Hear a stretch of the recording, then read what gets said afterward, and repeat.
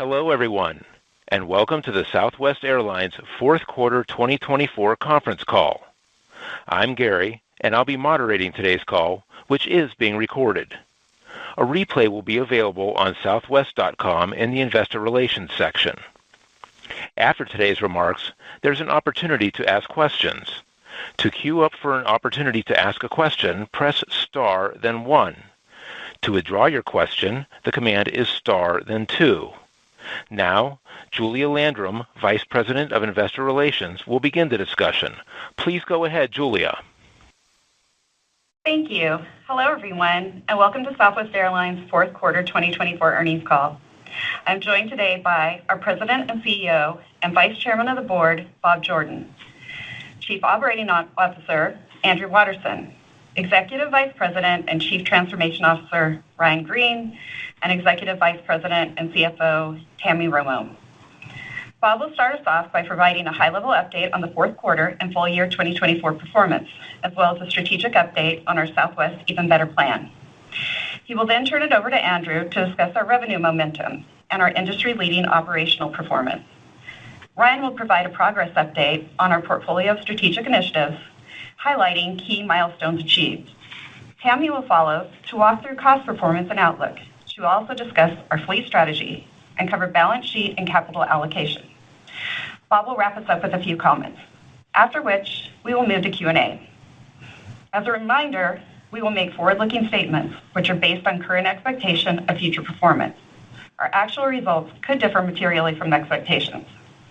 Also, we will reference non-GAAP results, which exclude special items and are called out and reconciled to GAAP results in our earnings press release.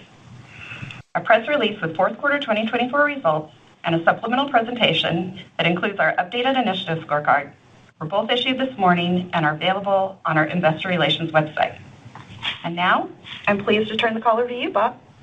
Thank you, Julie. And before we jump into our results, I want to take a moment up front to acknowledge the tragic accident near Reagan DCA Airport last night. Our hearts go out to all those loved ones who are among the passengers and the crew.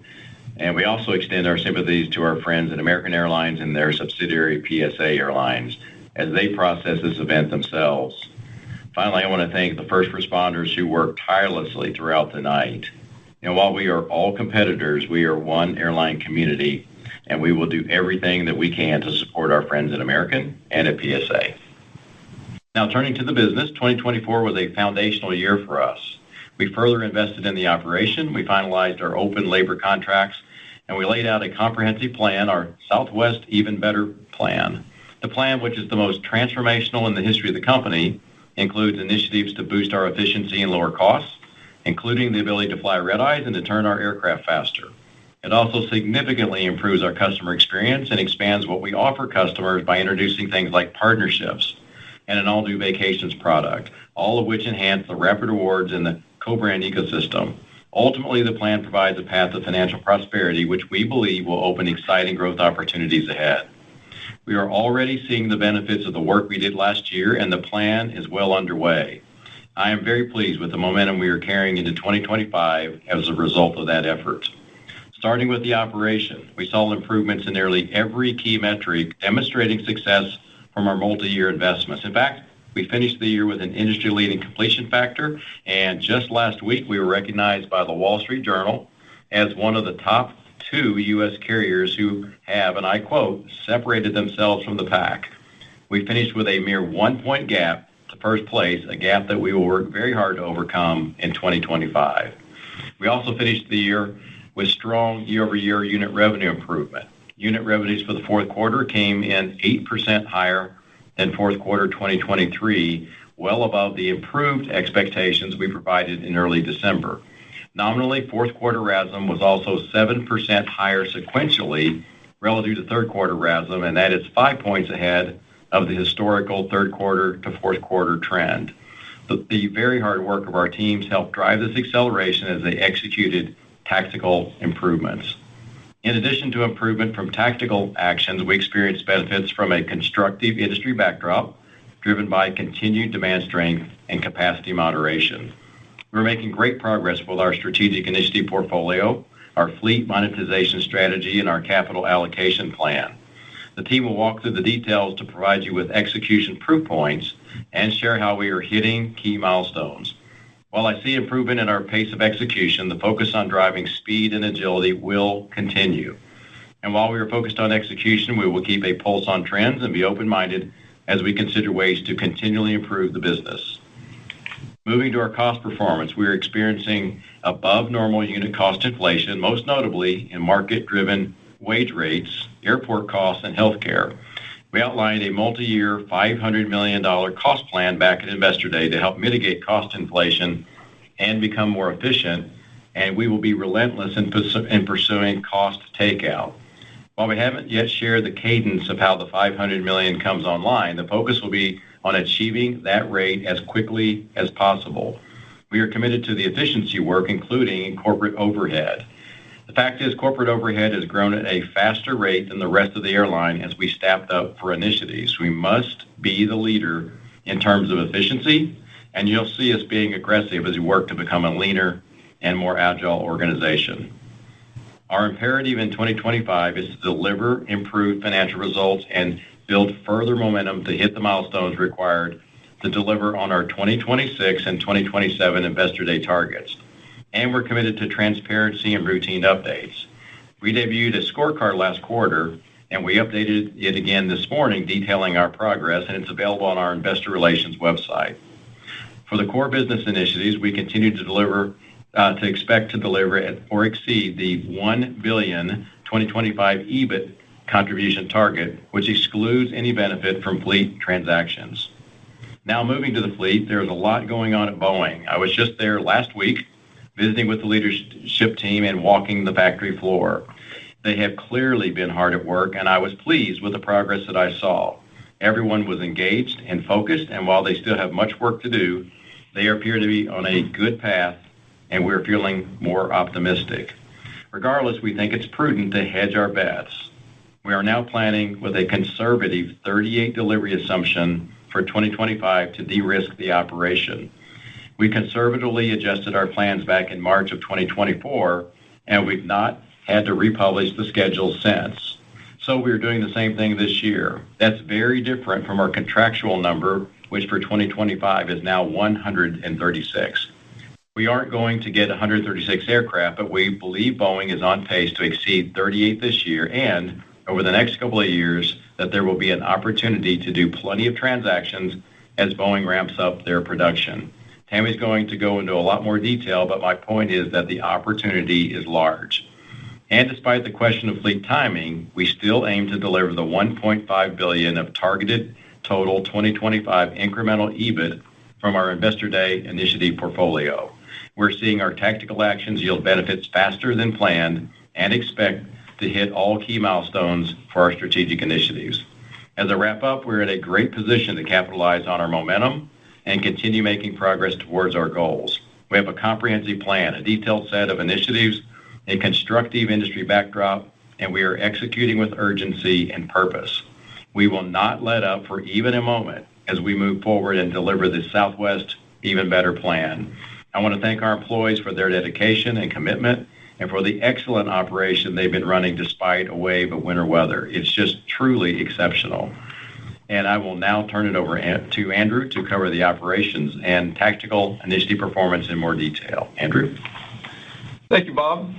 I want to start by thanking our frontline employees for all their hard work and for helping Southwest have an outstanding year operationally. As Bob mentioned, last week we were recognized in the Wall Street Journal's 2024 annual airline rankings, moving up to a very close second place this year, taking into consideration 7 key metrics. Among the 9 major U.S. airlines, we were the leader in completion factor, with less than 1% of flights canceled during the year. We also had the lowest rate of tarmac delays and the fewest DOT customer submissions. And we didn't come in below 4th in any category, which is a testament to both our people and investments in the operation. Turning to our revenue performance, we are pleased with how we finished 2024. Our fourth quarter RASM was up 8% year over year, which exceeded our prior guidance range of up 5.5 to 7%. In fact, we saw a nice trend in year-over-year RASM growth as we closed out 2024, as we realized tailwinds, both from our internal initiatives and capacity adjustments, as well as the benefits of a healthy industry backdrop. While there was noteworthy pressure from supply-demand imbalance in the first half of 2024, we saw a pivot to capacity moderation across the industry with continued healthy demand in the latter part of the year. And as you know, we took deliberate steps to recalibrate and better optimize our revenue management systems and processes. The benefit of that work is materializing faster than expected. As we shared at Investor Day, the Revenue Management Initiative is comprehensive and is supported by a range of capabilities and advancement activities. For example, we reorganized the revenue management team to manage demand for customer itineraries rather than managing demand for individual flights. This change aligns our teams more closely to our system. On the tool side, we invested in improving our ability to predict demand patterns, both by booking window and by flight. We've also launched new proprietary dashboards that help our team to better optimize the revenue performance of our highest demand seats. We are seeing yield benefits from our RM advancement efforts across the board. Those flights with greater than 90% load factor are seeing the strongest close-in performance as a result of better management of the booking curve. And our flights with less than 90% load factor are also seeing sequential improvements as we better optimize fares further out in the booking curve. As we look into 2025, we will keep the same intensity and focus on delivering value from our tactical initiatives, while also remaining committed to closely managing capacity. We've made a lot of progress improving yield in the fourth quarter, and our focus now is on maintaining yield performance as we work to close the load factor gap. We expect current demand strength to continue in 2025, and our first quarter RASM is projected to be up in the range of 5 to 7% year over year. As the year progresses, we expect positive year-over-year RASM growth driven by tactical initiatives. In the second quarter, we expect to see benefits from the next phase of our network realignment. This includes the reductions to Atlanta and Oakland that were previously discussed, with that capacity being redeployed to points of strength like Nashville and Sacramento. We also expect to see revenue contribution from partnerships, getaways, and loyalty initiatives, most notably in the fourth quarter. So while we are pleased with our progress, we are far from satisfied. We have a plan, and we'll be urgent and deliberate in our execution. As I close, I want to thank our people for running a great operation and delivering unparalleled Southwest hospitality. And with that, I will turn it over to Ryan to go over the progress of our strategic initiatives. Thanks, Andrew. As Bob mentioned, I'm going to provide you with updates on our strategic initiatives as we continue to execute against our Southwest Even Better plan. Earlier this month, we signed our first commercial agreement with Iceland Air, making them our first partner carrier. And starting February 13th, we will begin connecting customers and bags crossing the Atlantic on Iceland Air into the Southwest network at our Baltimore station. This is an important milestone in our plan to expand how and where our customers can travel. We will continue to evolve this partnership and plan to also connect Iceland Air into our network in Denver and Nashville later this year, which provides even more connection opportunities through shared gateways. Also, earlier this month, we received our IOSA certification for successfully completing the IATA Operational Safety Audit. This serves as the industry benchmark in safety auditing, and we are proud of this achievement that reaffirms our commitment to the highest safety standards. It's also an important milestone in our transformation journey, as it sets the stage for future growth through additional airline partnerships. We continue to pursue partnership agreements with other global carriers and still plan to announce at least one additional partner carrier later this year. Our Getaways by Southwest product is also expected to launch later this year, and we are excited to announce today that we will add MGM Resorts International to our list of partners in Las Vegas. This represents a large milestone for one of our focus markets for Getaways by Southwest, and along with our existing partners there, this will give us access to a substantial portion of the hotel inventory in Las Vegas, with more partners to come.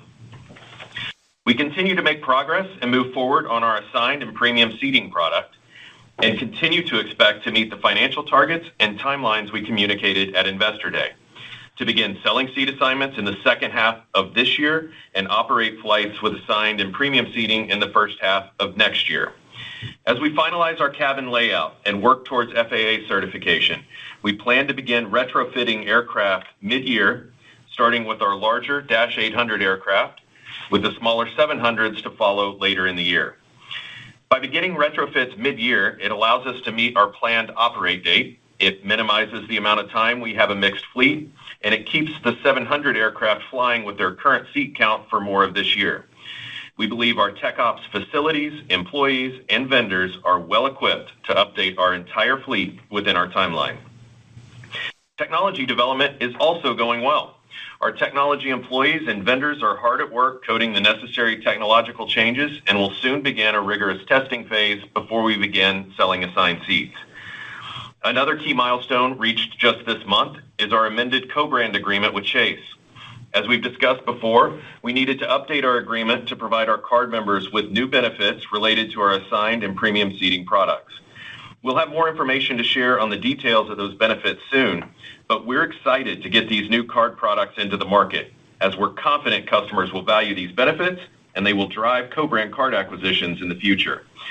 This agreement supports the multi-year financial targets we announced at Investor Day. Within the operation, we continue to focus on efficiency and modernization by reducing the time it takes to turn an aircraft and increasing our aircraft productivity. We've made meaningful progress toward our goal of removing paper-based processes from the day-to-day operation and have digitized crew paperwork.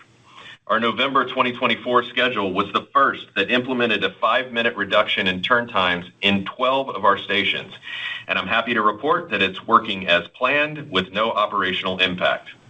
Later this quarter, we plan to introduce a digital communication tool that will allow pilots, flight attendants, and operations agents to chat live with each other while they're working to turn the aircraft between flights, further enhancing our efficiency.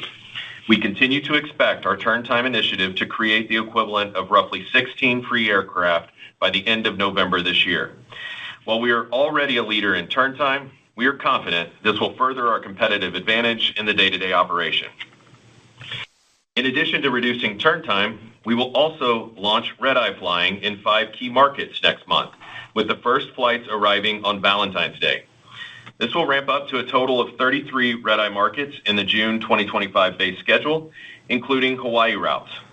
And we're pleased with how red-eye flights are booking to date, with nearly 75% of passengers on a connecting itinerary either before or after the red-eye flight. Red-eye flights capitalize on peak seasonality and maximize network connectivity while generating incremental load factor. And remember that our turn and red-eye initiatives aid our modest capacity growth plans for this year of up 1 to 2% year over year. And finally, I am pleased to share that our service modernization efforts to drive operational efficiencies and improved experience for employees and customers are also paying off. As a result of the digital capabilities we've provided our customers to enable them to self-serve, we've seen call volumes decrease even further than what was assumed in our plans. These digital enhancements have enabled a significant increase in efficiency within our call center. As you can see, we are working hard and making continued progress on our transformational plan. We are committed to continued execution and delivering on our Southwest Even Better plan. And I want to thank the hard work of our incredible people who are making this happen. And with that, I'll turn it over to Tammy. Thank you, Ryan, and hello, everyone. I am pleased by the level of execution Ryan just covered and the realization of early benefits from our Southwest Even Better plan. As we laid out, our plan provides a roadmap to transform Southwest and, importantly, to restore our financial prosperity and drive sustainable shareholder value. While we have more hard work ahead to hit our multi-year financial targets, our fourth quarter performance exceeded expectations, and we ended the year with improved year-over-year margins in the fourth quarter. Much of this improvement has already been covered, so I'll pick up with color on our cost performance, and we'll close with a few comments on the balance sheet and an update on capital allocation, including more insights on our fleet monetization strategy. Our fourth quarter 2024 CASM-ex increased 11.1% year over year, and full year 2024 CASM-ex increased 7.8% year over year, both inclusive of a $92 million gain from a sale-leaseback transaction in fourth quarter 2024. The year-over-year increase was primarily the result of elevated operating expenses associated with inflationary pressures, including contractual market-driven wage rate increases. In fourth quarter specifically, the decline in capacity growth resulted in additional unit cost pressure. We are urgently working towards implementing the $500 million cost initiative announced at Investor Day in September, with an intense focus on exceeding that number and accelerating as much of the benefit into this year as possible. Our efforts are focused on mitigating cost inflation by minimizing hiring, optimizing scheduling efficiency, capitalizing on supply chain opportunities, and aggressively improving corporate overhead.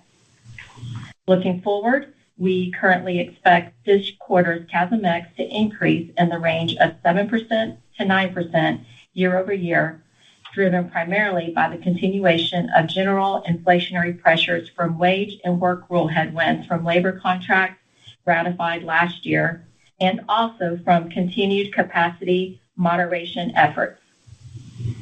As 2025 progresses, our year-over-year unit cost inflation is expected to ease as we lap labor contract anniversaries, deploy initiative-driven capacity growth, and aggressively pursue benefits from our cost initiative.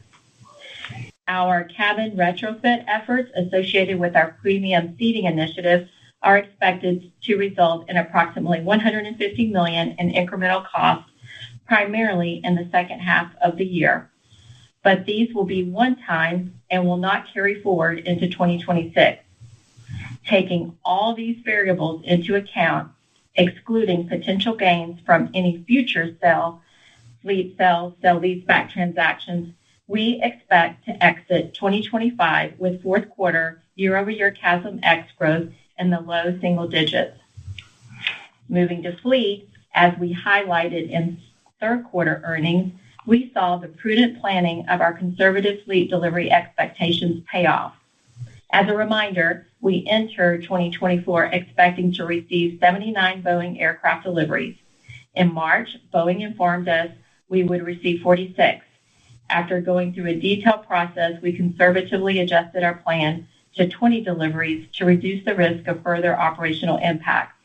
We closed out 2024 with a total of 22 deliveries, essentially in line with our internal estimations. Now, in terms of how we are thinking about managing our fleet this year, we have a modest capacity plan of 1 to 2% year-over-year growth, and that growth is fully funded by our efficiency initiatives. This sets us up to reduce our total aircraft count by year-end. However, we still want as many deliveries as possible to modernize our fleet and reach our goal of an all -7-8 fleet in 2031. To that end, we are planning to retire 51 aircraft this year, and in addition, we are contemplating the sale of an additional 10 -800 NGs. To support this, we need 38 deliveries from Boeing. However, as Bob shared, all incremental deliveries beyond 38 offer an opportunity to accelerate the execution of our fleet monetization strategy. I will remind you that we view our fleet monetization strategy as incremental to the base business improvements. The strategy is highly idiosyncratic opportunity to monetize our fleet through a portfolio of sales and sale-leasebacks to fund fleet modernization and support shareholder returns. The fleet opportunity is uniquely available to Southwest as a result of the following factors. 1, current industry aircraft supply constraints, which are driven by OEM challenges, creating strong demand in the secondary market. 2, the embedded value in our -8s from Boeing compensation and favorable pricing, which creates a meaningful value gap relative to the strong secondary market. And 3, access to aircraft provided by our contractual order book, which is beyond the needs of our modest capacity plans. As a reminder, the 1 to 2% growth over the next 3 years does not require additional aircraft as it is funded by efficiency initiatives. Now, of course, the -800 and -8 aircraft play different roles in our fleet strategy initiative. I'll start with the -800s. These are mid-life aircraft that currently have highly favorable market valuations. The current market setup and our order book economics combine to create an opportunity to replace these mid-life Dash 800s with new Dash 8s. This creates value for Southwest as we plan to realize the lower maintenance and fuel costs, enhanced customer experience, and better reliability associated with Dash 8 aircraft, all with reduced capital spending. With the Dash 8 aircraft, the opportunity to realize value comes from the ability to sell excess aircraft in our order book and pull forward the significant embedded value that comes from favorable pricing and the current market value. However, to be able to fully execute the strategy, we must receive sufficient deliveries from Boeing. While we are feeling very good about where Boeing is headed, we will want to gain confidence in their production capabilities before we move forward with sales. So you can understand that our strong preference is to execute sales. The Dash 800 sales facilitate capital-efficient fleet modernization, and for the Dash 8, the opportunity is to harvest the significant embedded value.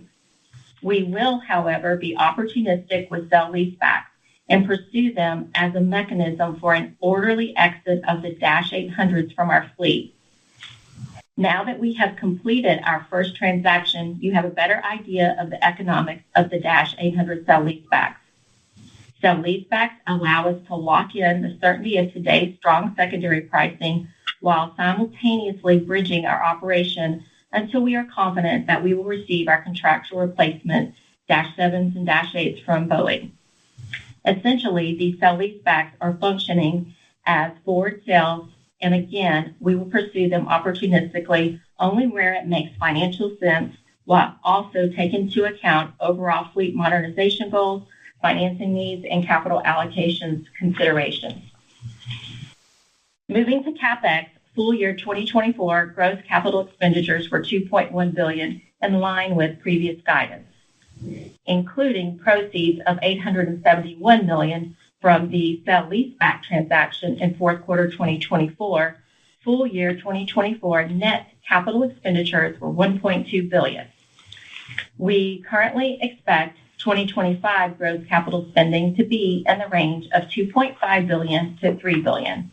This includes approximately $1.2 billion in aircraft capital spending and $1.6 billion in non-aircraft capital spending. And again, there is an opportunity to lower net capital spending from our fleet monetization strategy.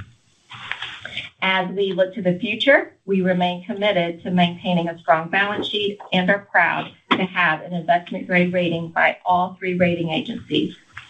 We also remain committed to providing significant returns to our shareholders through dividends and share repurchases.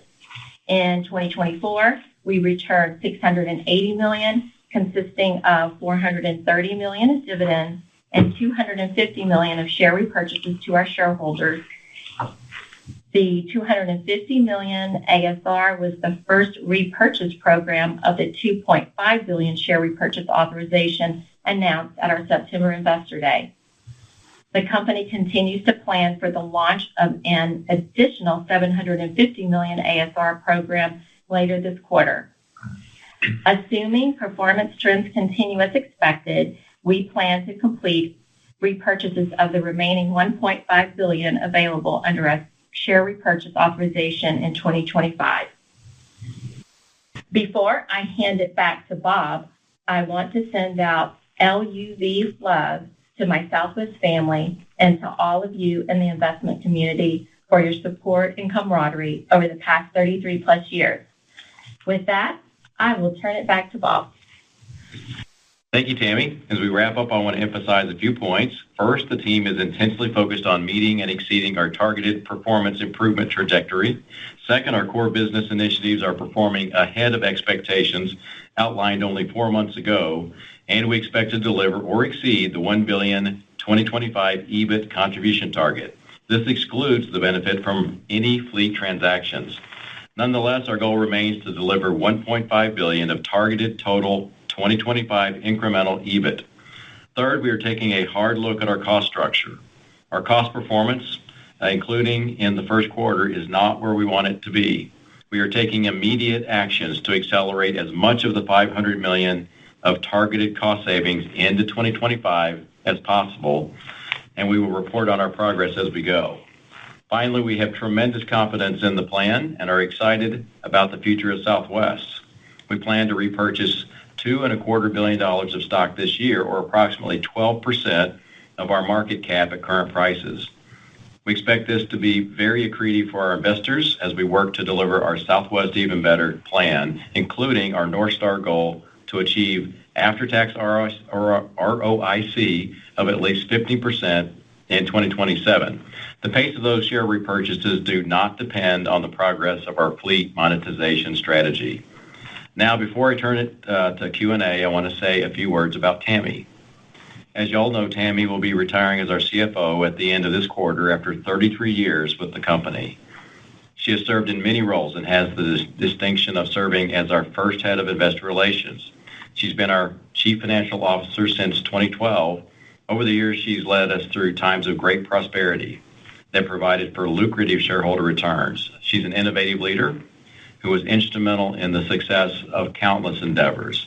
She leaves Southwest with a fortress balance sheet, investment grade, rated by all three credit agencies, and Tammy is a humble, generous, and inspirational leader. She's a tireless mentor, and as such, leaves a strong legacy, and you won't find a nicer, kinder, and tougher person anywhere. So I'd like to thank Tammy for her deep commitment to our employees, the investment community, and our shareholders. And Tammy, congrats on all you have accomplished. Thank you for your leadership and, more importantly, your friendship. You will be missed. And on that note, I will pass it back to Julia to start our Q&A. Thank you, Bob, and congratulations, Tammy. We LUV you too. This completes our prepared remarks. We will now open the line for analyst questions. We'd like to get to as many of you as possible, so we ask that you please limit yourself to one question and a brief follow-up if required. We will now take the first question. Thank you, Julia. Again, to ask a question, press star, then 1. To withdraw your interest, press star, then 2. If you are on a speakerphone today, please pick up your handset before pressing the keys. The first question comes from Savi Syth with Raymond James. Please go ahead. Hey, good morning. And if I might, Tammy, congratulations on the pending retirement. And, one of your competitors once told me, a counterpart at one of your competitor firms once told me that Southwest balance sheet is as being, something on another planet in terms of its relative position. And I know that doesn't happen accidentally. So congrats. If I might, for my first question, and maybe to Tammy, unit cost here in the first quarter is moderating by about 3 points, or maybe closer to 5 if you consider that you don't have the sale-leaseback gain in the quarter.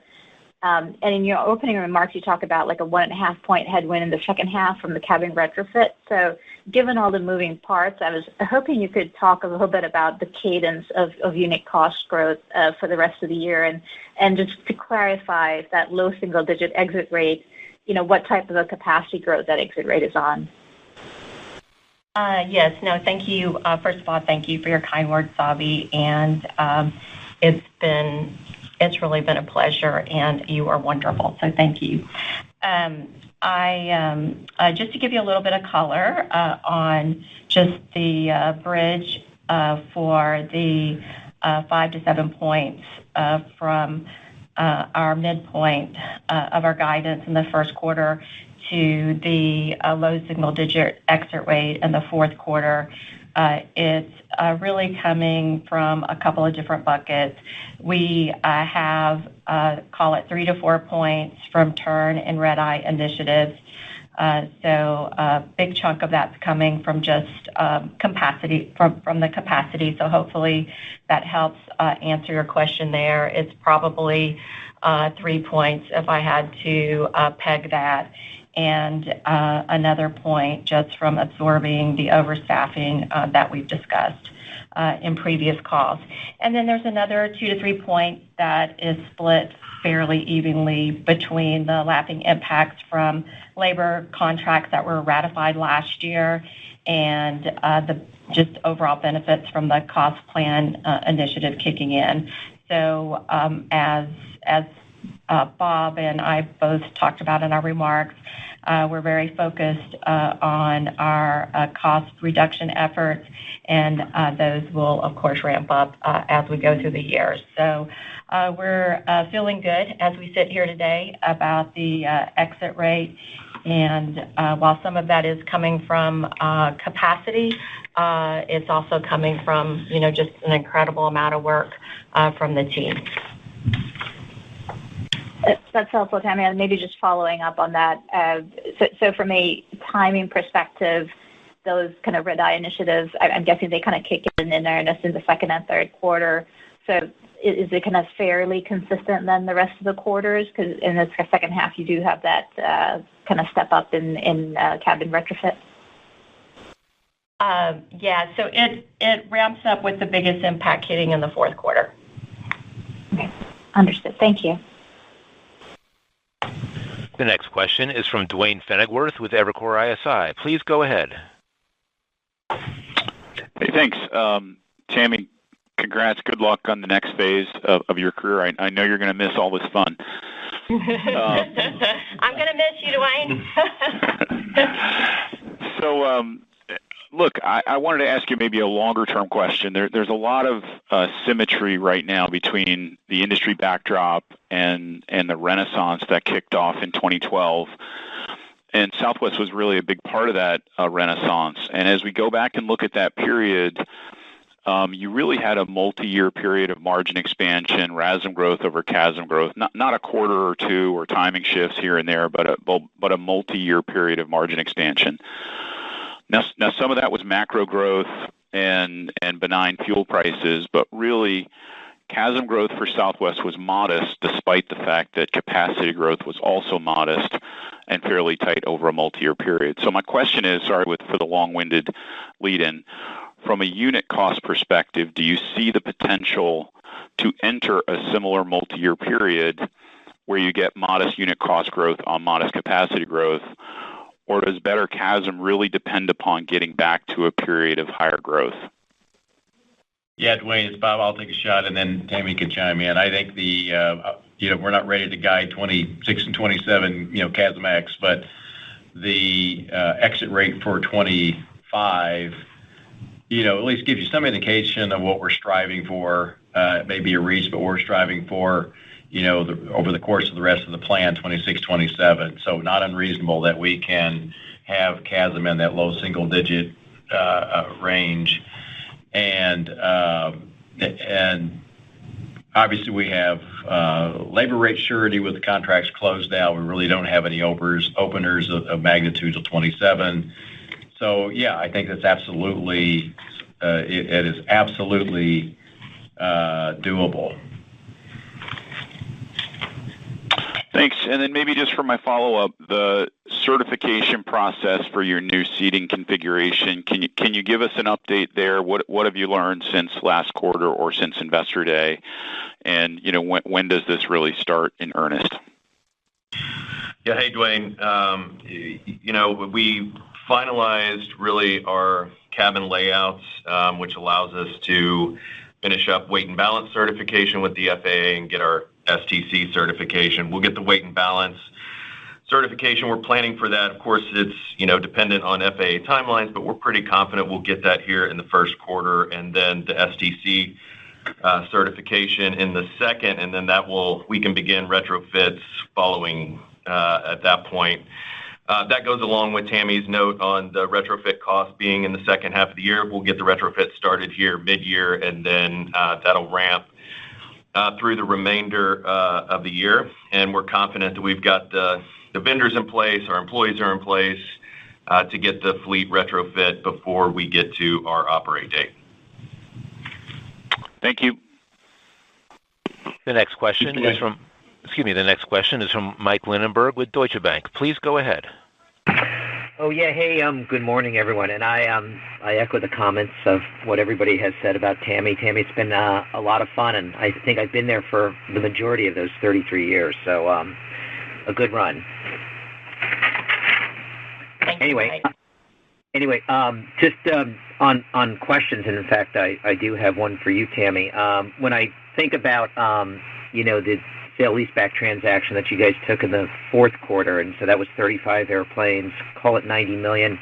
I know that in the past you had indicated that we could see a margin boost upwards of, call it, maybe 2 points from this strategy. And so when I think about, your revenue base for 2025, 2026, and I sort of look at this transaction, and I realize not every transaction is going to be sort of sized this way, but it does seem like that we could be looking at, maybe upwards of 100 airplanes on a sale-leaseback basis. I mean, is that number too high? How should I think about it? And what, sort of as the follow-up, what are you sort of targeting for 2025 with respect to sale-leasebacks? And I know that there was a RFP for 30 outright divestitures. Where does that sit? So kind of a multi-pronged airplane question. Thanks for taking my question. Yeah, no, thank you, Mike, and I think you're a lot of fun too. So on your question, I think the overarching theme here is we have a lot of levers we can pull to hit our targeted EBIT contribution from our fleet strategy. And the sale-leasebacks, are going to be dependent on our 800 exit strategy here. So that's just really a technique to help us manage that, and obviously to the extent the proceeds will go to our fleet modernization efforts, obviously ultimately with the replacement of the MAX 8, because we get EBIT benefits from that as well. The bulk, and again, we're going to, just to be clear, it will depend on the economics of those transactions, and with the goal obviously to be NPV positive. Mm-hmm. So the bulk of the benefit really comes from sales of the excess aircraft that we do not need to hit our moderated capacity plans. So that, of course, is dependent on Boeing deliveries and just market conditions. But the main constraint there is Boeing deliveries, and Bob reported on Boeing in his remarks. So they are ramping up, and we did, I think, have a pretty conservative estimate of what our deliveries are for this year at 38. So we'll see where Boeing ends up. So that's what makes your question a little bit tricky in terms of timing. But, we could have potentially up to 50 to 55 deliveries. And again, those would go towards our fleet modernization efforts. So I think the takeaway here is that we have a lot of levers. We're going to manage this very carefully. And again, the goal with the Dash 800s is we are exiting the NGs, and the sale-leaseback is just an effective tool to help us manage that. But the bulk of the program would come from sales. Yeah, I was going to say the sale-leaseback is just a pull forward sale, right? So our strong preference is sales, 800s to replace and lower operating costs, and Dash 8s to maximize the embedded value against the market that's in the fleet order book. And I was at, just to say it again, so the more Boeing can deliver, the more we can execute this strategy in 2025. I was up in Seattle last week and really encouraged by what I saw on the line, the processes, the procedures, slack time coming out, sort of all the things you want to see. They have a long ways to go, but pending, something that we don't know about, I'm optimistic, strongly optimistic they can exceed the 38, and we probably have upside to 50, 55. So that would certainly help in executing the fleet strategy on the sales side. So, lot to be seen here. I think we'll know a lot once we know whether Boeing breaks rate 38 in March, early April. I expect that they will. We'll have to see. And then I think that puts us in a good spot to really update you on what we now expect in terms of deliveries and what we now think we can execute in terms of the fleet monetization plan. Yeah, and Mike, I just wanted to make one more. Just want to be really clear on this. We are working to get to our 2027 target, which is without fleet. Yep. At the end of the day, we our core base business. We are aiming to get to our 15% return on invested capital of at least 15% and op margins of excluding special items of greater than 10%. So that's really, we're talking a lot about fleet, but I just don't want that to get lost in the conversation. Great. Thanks, everyone. The next question is from Catherine O'Brien with Goldman Sachs. Please go ahead. Hey, good afternoon, everyone. And, maybe I haven't been here for all of the 33 years like Mike has, but Tammy, it's truly been a pleasure to work with you. So congratulations on a career, on quite a career, and happy retirement. So I have one quick revenue one, and then one quick fleet one for you, Tammy. But maybe I'll start on revenue. The 4Q RASM result, you mentioned that the beat was driven in part by stronger holiday peak, and then also the ramp of revenue management. Can you just help us think about broad strokes how much each of those buckets contributed, and how do we think about the pacing of that $1 billion in tactical, EBIT revenue-driven initiatives in 2025? How much of your 1Q guide does that drive versus general industry environment, and how does that build through the year? It's always hard to completely tear it apart accurately, Katie. I would say that if you kind of look at kind of sequentially how our RASM went from Q3 to Q4, and how that compares to our norms, how the other airlines, how they sequentially progressed, and how it compares to their norms, you see a level of outperformance with Southwest Airlines. Do the same thing Q4 to Q1, you see that same amount. You see that same effect, if you will, of an outperformance on a sequential basis, which gives you an idea that there's some company-specific things that are happening there. And I think it gives us confidence, and hopefully our investors confidence, that we're seeing that kind of RASM reversion that we need back to our historical levels to hit our plan. Now, within that, kind of tearing them apart, each of these, by design, elements of our tactical initiatives are self-reinforcing. The network changes, the revenue management changes, the marketing changes, all those work together. So really, the order of operations of quantifying it, whatever you go with first, gets a bigger benefit, so to speak. Now, revenue management did have a stronger impact in Q4 and into Q1 than the other two, so that's why we called it out in our prepared remarks. But they're all kind of contributing. So I think that for that idiosyncratic Southwest part, it's those three combined, and we see that progressing throughout the year. I will say, the ones we highlighted in Investor Day were the kind of our getting back to our normal kind of yield discount, if you will, versus our competitors, and getting back our load factor to norms. Those are two kind of big levers we highlighted that would be signals of us progressing. That we had more progress than, frankly, I expected on the yield side, and a little modest progress on the load factor. So as we go throughout the year, I expect to keep and grow that yield benefit, and then load factor to be the one that comes second throughout the year. So I think if you look closely at those each quarter, you'll get an idea of how we're progressing in the tactical initiatives. That's great, thanks. And then I guess one last question for Tammy. On the fleet strategy, you've called out you expect that to contribute about $500 million in EBIT on average per year. Understand that's very fluid. Tammy, in your answer to Mike, I think you made it clear that the bulk of that will come from, straight sales, not sale-leasebacks. Should we think of sale-leasebacks as offsetting that positive sale impact? Just with the first sale-leaseback, the increased rent over 3 years offset the gain in the decrease in D&A?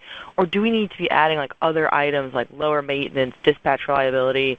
I guess what I'm really getting at is, do you expect the net of gain, aircraft rent, and D&A for these sale-leasebacks to also be EBIT positive, or how do we think about that? Thanks. Yeah, no, great question, Katie. Yeah, when we look at our sale-leaseback opportunities, our goal and our intention is to do all of those in an NP LUV positive way.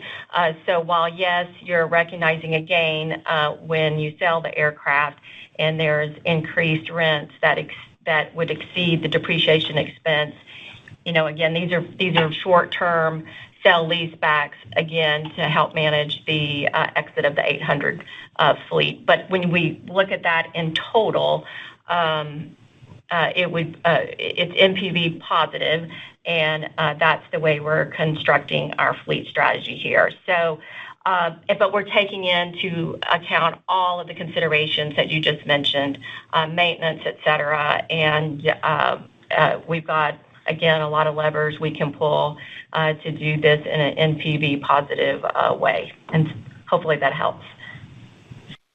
Thanks, and congrats, Tammy. Thank you, Katie. The next question is from Dan McKenzie with Seaport Global. Please go ahead. Oh, hey, thanks. Good morning, Tammy. I have to jump on the bandwagon here and say huge congrats on such an extended run as a CFO, and at Southwest, of course. A couple questions here, following up on Mike's question, and when all is said and done, how much cash could potentially be unlocked from the balance sheet from these sales? And so I guess my question is, how many aircraft fall into that attractive mid-age bucket, and over how many years could these sales potentially occur if you wanted to pull the trigger? Yes. Well, first of all, thank you, Dan. And it's been a pleasure working with you over the years. So, we're not going to give specific guidance on the total proceeds. We've got, if we look at our order book, and I shared this at Investor Day, we just have airplanes in excess of the aircraft that we're going to need here over the next 3-year period to hit our 1% to 2% capacity growth target. So that gives us, the proceeds from that would obviously be significant. And again, what we're focused on is hitting the operating margin targets that we provided you at Investor Day, as well as the return on invested capital. So not prepared to give you that today because, again, this depends on the market, and we're going to do transactions that make financial sense and that are prudent to the bottom line. And again, we're managing our invested capital base with those proceeds and focused on exiting our NG fleet by 2031, which will set us up really well for the next generation in terms of CapEx requirements to fund future growth. So I'm not trying to give you a non-answer. I'm really just not prepared to walk you through specifics because it really does depend on Boeing here and the market. And Dan, I just chime in. I think just to quickly add, I've said this many times, we're committed to extracting every dime out of that value, embedded value in the order book. So I think we have 672 right now. Yeah, so we'll the commitment is whatever the exact strategy in terms of how every transaction lays out. The intent is to pull every bit of value out for ourselves and our shareholders. And if you run this out, you get to an average fleet age, I think a 5 all-max fleet. That's terrific. It's very low. So there's also work to do, I think, to look at the intersection of optimizing a still really good industry-leading fleet age and the number of aircraft that could be excess at current capacity rate. So there's work to do to maybe tackle exactly what is optimal in terms of your question. And then last, you didn't ask this, but there's been some discussion of this fleet strategy related maybe to what some others are doing. And, the difference is, to me, we have excess aircraft with strong embedded values because of the credits and our own value pricing, especially on the MAX 8s. And we're using the cash proceeds to buy back stock and deliver value to our shareholders and to modernize the fleet and lower operating costs. So that's that excess cash is going to work for the right things. So again, the exact optimal intersection of the fleet age and the number of transactions, sort of TBD, but we're certainly going to run it out to a very attractive fleet age. Yeah, that's perfect. Thanks. Second question here is a balance sheet question. I believe the plan is to pay down the debt coming due this year. I think it's $2.9 billion in the first half, if I'm not mistaken, but please correct me on that. Yes. But where would that leave the balance sheet metrics? And secondly, would that open the door for the board to consider an acceleration of capital returns once you hit those metrics? Yes. So the plan is to continue to reduce our leverage here as we go, as we shared at Investor Day, and we'll obviously address that question here as we go with the board. Yeah, obviously we're committed to, maintain what everyone is praising Tammy for here, a strong balance sheet and maintaining the appropriate level of leverage. Obviously there's a range to everything here, and we'll be taking that up with the board. Yeah, and our target there is the mid 30% range. So obviously the pay down of debt this year will, put us closer to that goal. Thanks so much, you guys. Thank you. There's time for one more question. It will come from Ravi Shankar with Morgan Stanley. Please go ahead. Hi, good afternoon. This is Catherine on for Ravi. Thanks for taking my question. We also wanted to thank you, Tammy, for all your help over the past few years, and we congratulate you as well. I was just wondering if you had thoughts on overall industry capacity in, maybe 2Q through 3Q, and whether you're confident that may come down from what we're seeing maybe in schedules, or if there's any, areas of pockets of overcapacity that you're seeing specifically. Yeah, certainly. I would say that schedules are really firm for Q1. Our schedules are, relatively firm pretty far out because we don't like to republish, though there's some level of adjustments necessary given the Boeing delivery situation we just discussed here for the last hour. But a lot of airlines take an approach of modifying substantially the capacity closer in. So as a result, summer and beyond, we don't view as complete yet. And so we'll wait till those firm up before we make an assessment of what the back half of the year is going to look like. Some airlines haven't even published beyond kind of mid-May. So it's still in flux, but what we do see it's published and firm is, I think, a constructive backdrop. Yeah, and Catherine, one of the questions we get a lot, obviously, is how long does the constructive backdrop persist? And, despite the optimism that we feel with Boeing, there's still a lot of work to do to get back to the significant rates and completely get supply chain healthy. Obviously, on the Airbus side, you've got the gear turbofan and long span times on engines. And so I'm of the view that despite the improvements we're seeing, the constructive backdrop driven by especially manufacturing constraints still exists for years ahead. So this is not something that's going to come off anytime soon. So I think it's going to remain constructive for quite a while. And just as a quick follow-up, I know you guys had kind of talked about your plans for retrofitting aircraft for the premium cabin, but I was just curious if you could give us a quick update on the progress you've made since the Investor Day, maybe, something that you've been excited about or that you've done since then. And thank you for taking my questions. Thank you. Yeah, Catherine. We covered the retrofits, the progress there, which is good.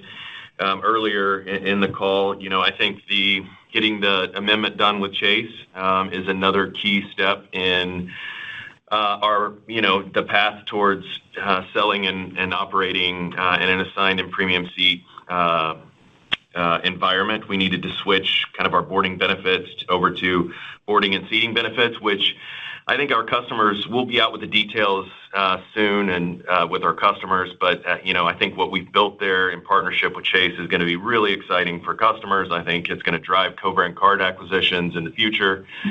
So definitely excited about that. And, just generally, I'm pleased with our progress overall. Technology development is going well. The team broadly across Southwest has really rallied around this as a key priority for the company. Everybody understands the value to our customers, value to shareholders, and value to our employees. And I just think that the pace of execution has been really good, and the focus is there. So I'm encouraged by our progress and what's left to come here over the balance of the year. I would also add, Ryan, we intend to dynamically price the seats and the new product, and we went live with dynamic pricing for our upgraded boarding product this quarter, just recently, and that's going to kind of give us kind of training the models and giving us practice in the process and technologies for almost a full year here before we go live. So I think that's a kind of early win. It'll help us this year, but also as a proof point of our technology acumen in advance of the new product. 100% agree. Ladies and gentlemen, we now transition to our media portion of today's call. Ms. Whitney Eichinger, Chief Communications Officer, leads us off. Please go ahead, Whitney. Thanks, Gary. Welcome to the media on our call today. Before we begin taking your questions, could you please remind everyone how to queue up for questions? To queue up for an opportunity to ask a question, press star, then 1. To withdraw your question, the command is star, then 2. If you're on a speakerphone, please pick up before pressing the keys. We'll pause for a moment, then start answering your questions. The first question comes from Mary Schlangenstein with Bloomberg News. Please go ahead. Hi, thanks. I just had a quick question on the amended credit card deal. With your forecast that it's going to really drive acquisitions of the card up, are you offering any kind of a forecast in terms of how your remuneration from Chase may expand and some idea of what that could be on an annual basis going forward? Hey, Mary, I'll start, and I'm sure Ryan will add. But I just wanted to say first, thanks to our team and to our Chase partners. It's a big amendment, and we moved through it with speed and pace, and so I'm very grateful. But no, we're really pleased with the new deal. It does include significant additional compensation. I think you could think of it as competitive with recent deals in the market that I'm sure you're familiar with. It was contemplated in our Investor Day plan, but no, we're not able to provide exact details on the financials. But Ryan, if you want to add anything. No, we're pleased to get it done. It's a proof point in the plan, and like you said, it's absolutely very competitive with what's out there with legacy carriers in the market. Thank you. The next question is from Robert Silk with Travel Weekly. Please go ahead. Thanks for taking my call. Two quick questions. One, has there been a shift in Southwest's approach to DEI? I know there's been some attention paid to the change in title from your Vice President of DEI, changing to Corporate Citizenship and Chief Inclusion Officer. So that's question one. Question two, very different question, is Getaways by Southwest. Any updates on that in terms of how you'll work with the travel trade, with travel advisors? I'll start with the second one first. With that one, we have no changes to announce. In general, we previously discussed, we're a direct-to-consumer business, and so with a great majority of the business case is predicated on selling to our current customers who want to buy packages but who are unfulfilled by Southwest Airlines. So we'll be able to offer them what they want to buy and are buying today, and so we think that'll be a benefit. Whether we work with a trade or not, how much we do at the margin in some situations, and there's nothing philosophically against that, but mostly the business case is predicated on direct sales. But as we get closer to go live, we'll firm up our trade policies. And Robert, on the DEI question, whether it's today, 5 years ago, 10 years ago, or 20 years ago, I've been here 37 years. We've always worked hard to hire people who are just nice, they fit the culture, and to create an environment that is inclusive. And we use the word belonging. People just feel good about being here. They like coming to work. They like their team, and they feel like they belong at Southwest. And then as it relates to hiring and promotions, they've always been merit-based. and no different across our history. So no changes in terms of how we think about how we treat people and how we reward people. Now, obviously, there's a lot of questions about the flurry of executive orders, and as needed, we'll be evaluating those and understanding what we may need to do. And so, I think just sort of stay tuned there. Okay, thank you very much. You're welcome. This concludes our question and answer session for media. So back over to Whitney now for some closing thoughts. If anyone has any further questions, our communications group is standing by. Their contact information, along with today's news release, are all available at swamedia.com. The conference has concluded. Thank you all for attending. We'll meet again here next quarter.